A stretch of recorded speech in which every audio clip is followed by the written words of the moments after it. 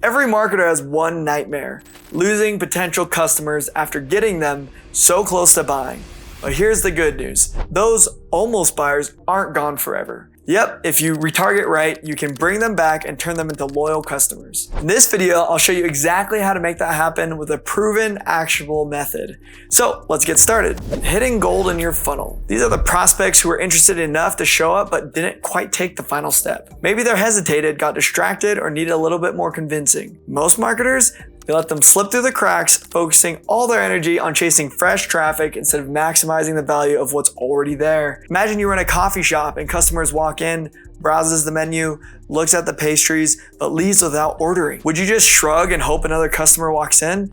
Of course not. You'd want to know why they left. Did they need more time? Were they unsure about what to order? Or maybe they didn't notice your daily special written on the chalkboard. That's exactly how these pocket opportunities work in your funnel. Instead of obsessing over the small stuff like tweaking the shade of your buy now button or changing your headline 5 more times, what if you've shifted your focus? What if instead you gave those hesitant leads a reason to return? The point is, you don't have to start from scratch to boost conversions. Sometimes it's about creating the second chance, a carefully crafted follow-up that reignites their interest and removes their doubts. Segmentation, the foundation of success. Not all leads are created equal, and treating every visitor to your website the same way is like trying to fit everyone into a single size shoe. It just doesn't work. The key to unlocking better results is understanding that each visitor has their own story, motivations, and challenges. This is why effective segmentation is the foundation of winning retargeting strategy. Let's break it down. Lost browsers. These are the window shoppers of the digital world. They land on your site, maybe take a peek at your offerings, but they don't engage, they don't click a button, fill out a form, or even linger for long. What? Why? Why? It could be that they didn't immediately see what they were looking for, or perhaps your site didn't grab their attention fast enough. Then we got the hesitators. This group is a little more intriguing. They show interest, they watch part of your video, scroll through your sales page, or even click on a product, but they stop short of taking action. Why do they hesitate? Maybe they're unsure if your product fits their needs, or they're debating whether it's worth the investment. Then you got the almost buyers. These are the ones that can keep marketers up at night. They add items to their cart, get tantalizing close to hitting that buy now button, and then who knows? I don't know. They drop off, whatever.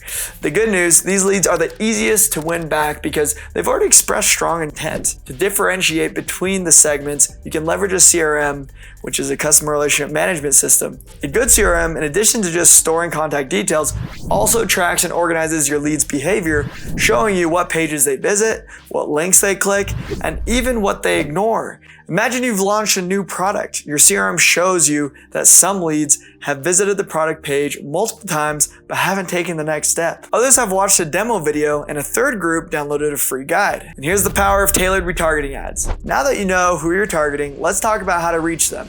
The mistake most marketers make: showing the same generic ad to everyone.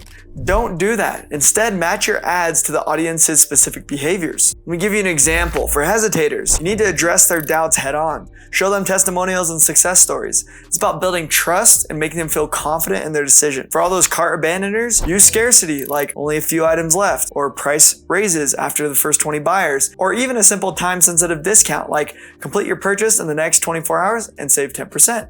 Can often seal the deal. Then you have your lost browsers. For these visitors, don't just try pushing a sale right away. Rather, reintroduce them to your brand in a way that feels relevant.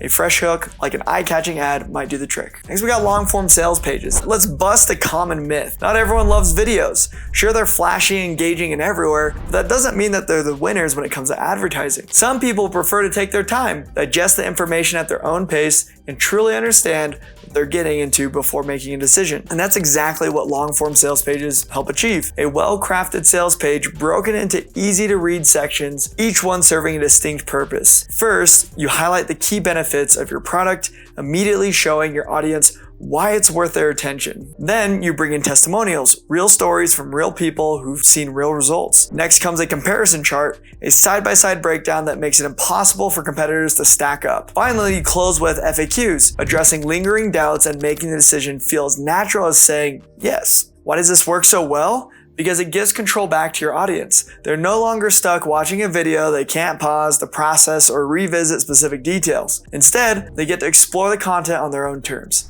This shift in approach can have a dramatic impact. All right, so let's talk email marketing. Most businesses get email marketing totally wrong, and it's not hard to see why. Sending the same generic email to every lead might have worked a decade ago, but today, it's like throwing spaghetti at a wall and hoping something sticks.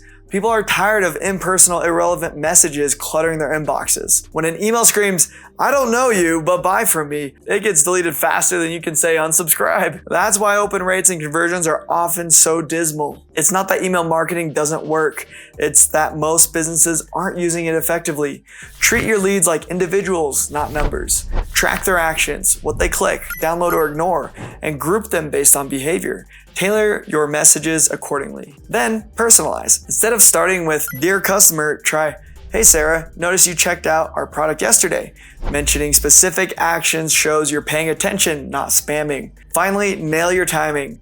A well-timed email feels like good timing, not intrusion. Send follow-ups when they're still interested or reminders just before an offer expires. Retargeting budgets that scale. Let's talk money, because no matter how great your strategy is, without the right budget allocation, you're leaving potential profits on the table. So how do you allocate your retargeting budget effectively? The key is to start small and let your results guide the way. Think of your budget as having two core missions. The majority, about 70%, should fill your main funnel. This is the backbone of your marketing efforts, the engine driving consistent traffic and conversions.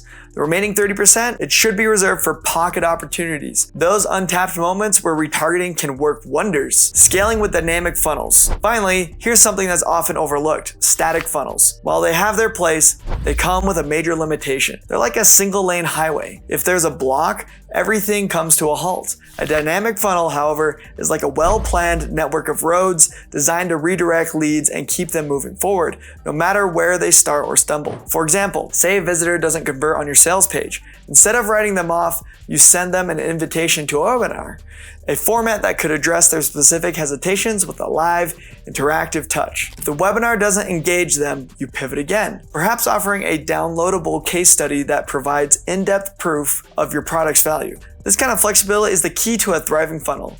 Leads are dynamic. They come with different needs, preferences, and objections. Why shouldn't your funnel reflect that? If you found this video valuable, hit the like button and subscribe for more. Also, don't forget to share this video with someone who could use a better strategy.